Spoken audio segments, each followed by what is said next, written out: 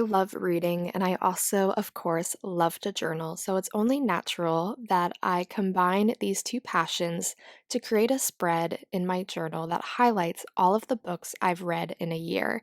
I've been doing this for the last few years, and I wanted to take some time today to show you an easy way that you can create a bookshelf just like this within the pages of your journal. We're going to be using an online tool called Canva that's free and easy to use, and I'll walk you through the process step by step. So, whether you're looking for ways to reflect on all of the reading you did last year or prepare for another great year of reading and figuring out how to track that in your journal for this year, I hope that you will gain some inspiration from this video. If you do, please join the Abiding fam by subscribing for more inspiration to document your life and explore your creativity. Speaking of exploring your creativity, I want to take a brief moment to talk about today's sponsor, Skillshare. Skillshare is this amazing online learning community with literally thousands of classes and members from all over the world who are all coming together to find inspiration from others and really take that next step in their creative journey. Whether you want to uplevel your skills to learn how to use specific tools like Canva for graphic design, which we'll be using later in this video, or maybe personal development skills like reading comprehension and speed so that you can read even more books this year, or your creative pursuits like journaling. I know I personally really want to dive deeper into the many different types of journaling that exist, and I'm especially excited to take this class by Yasmin Cheyenne called Writing for Self-Discovery, which has some amazing journaling prompts to really inspire you to look more inward in your journaling, which is something I'm trying to do this year. For me, Skillshare is one of those tools that really helps me to prioritize my self care and wellness by allowing me to invest in exploring my creativity. And I believe it can do the same thing for you. And to get you started, Skillshare is kindly offering an entire month for free to the first 1,000 of you to use the link down below. So definitely go and check that out. And now, without further ado, let's start building our bookshelf. Now, as I said, we're going to be doing this in Canva on our computers first before we head over to our journals. And I actually have a link down in the description box to this template. It's a little bit different than this because, as you're going to see, I change how I structure the bookshelf a little bit. But this is what I initially started with, and then you can have the final version as a template for your own bookshelf linked down below. The template is very basic with just a few bookshelves and decor items to get you started, but you can add items and take items away as you see fit. But of course, the main thing that we want on our bookshelves is actual books. So we are going to be putting covers of the books on our shelves. Since I personally already uploaded all of the books I read for 2021 into the Storygraph, which is an app or website where you can track your reading, I decided to just go to this website and take the book covers from here. But you can get the book cover images from anywhere, whether you're just typing into Google the book title and finding the cover that way, using the Storygraph or Goodreads or even Amazon. I recommend trying to pick one source and then get all of the book covers from there so that as much as possible they are similar in their size. And then we just start adding the books to our shelves by simply copying the image and pasting it into our Canva document. And then once I've pasted the image into the document, I can rescale it by dragging the corners and also move it around the document by just holding down my mouse. Here I found a version on my Storygraph that I didn't particularly like, so I did go back and look at the different editions that they had in there, but none of the covers really fit because I wanted to use an audiobook cover. So in this case, I decided to head over to Amazon and look for an image there. So you may want to look for images in different locations, but as I said, try to source them as much as possible from the same location. So here I just grabbed this one from Amazon, and again, I'm rescaling it. And so the first ones I have on here are all audiobooks, and then this is my first physical print book that I read this year. So as you can see, I have a different style and dimension to this one.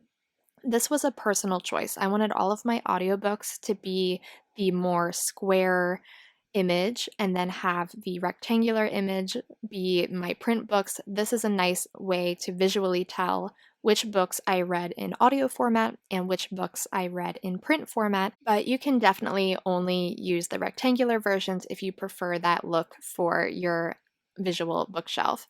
Now, I personally realized quickly that I was going to fill up this bookshelf very fast and not have enough room for the 35 books I read this year, so I just did a little bit of rescaling, made an additional bookshelf just by duplicating the little bar that I have there, and also scaled down the books so that I could fit more on each shelf. In addition to rescaling your images, you can also crop them if they're not quite right. So this one, for example, had these black outlines I didn't like, so I just cropped them off.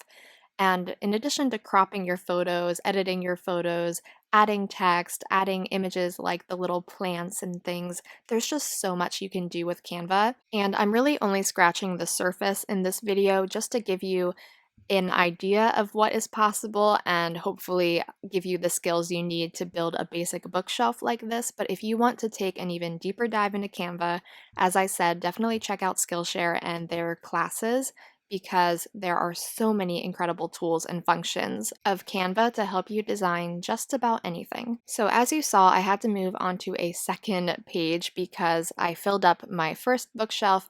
So I'm just putting in these last few books that I have here. I had copied over a few from the other page just to make sure that I had these books scaled the same way. And then it's just really a matter of making sure they're nicely spaced out and organized. And then, of course, had to play around with some of the decor items. So I have this little plant and cat sitting by it. And then I also scaled down this plant to let it fit on this first shelf. That way I have some nice decorations to accompany my beautiful, beautiful books. And then I had 3 shelves that I did not fill, so I just deleted those and decided that I will use this space to actually add some of my stats later on. But first, I'm going back through and changing the colors of the shelves. I originally thought I wanted to do this kind of blue look, but ultimately decided to stick with a classic brown to make them look like wooden shelves. So I went back and made that change. You can make them whatever color you want for your journal. And then, like I said, I wanted to incorporate some of my stats from the story graph into this spread. So I'm just going over there and screenshotting the stats that I wanted to capture in my journal. You can upload any images from your computer to Canva, so that's what I did to insert the stats, and then I just resized them and put a little box around them to frame the stats and make it match the bookshelves. And now, congratulations is in order because you have completed a beautiful bookshelf that you are now ready to download and print as a PDF. And now we are ready to take our little bookshelf to our journals and start creating the spread. So I've gone ahead and magically trimmed off all of the excess paper, and we are ready to start incorporating this bookshelf into our journal. I originally thought I would put the first bookshelf on the first page and then put the continuation on the second page, but after putting it into my journal, I realized that I could actually fit all of the shelves on my first page, so I decided to do that.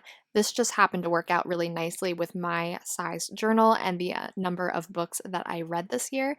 But of course, it might not always be that perfect depending on how many books you read or how large your journal is. I then used these great stencils I got on Amazon. I will have them linked down in the description box. They're also linked in my Amazon shop to write out reads because I'm going to just title this page 2021 Reads. And of course, we're creative journaling here, so we need to decorate a little bit. So I have some stickers. This is the book themed pack from Planners Anonymous. And then I also used some little alpha stickers to write out 2021 and have some washi tape here that is from Stationery Pal. This is a great set of washi that's super, super versatile. So I'll have that linked in the description box as well if you're interested. And now this may sound counterintuitive to rip up pages of a book for a page that is supposed to be honoring how much you love books, but I promise that you can love books and also appreciate tearing them up a little bit too. at least when it comes to creating a beautiful journal spread. So this page in itself could be it. I could just stop here and let that be my 2021 reads in review. But as you saw, I wanted to also incorporate some stats, so I've went ahead and put that down.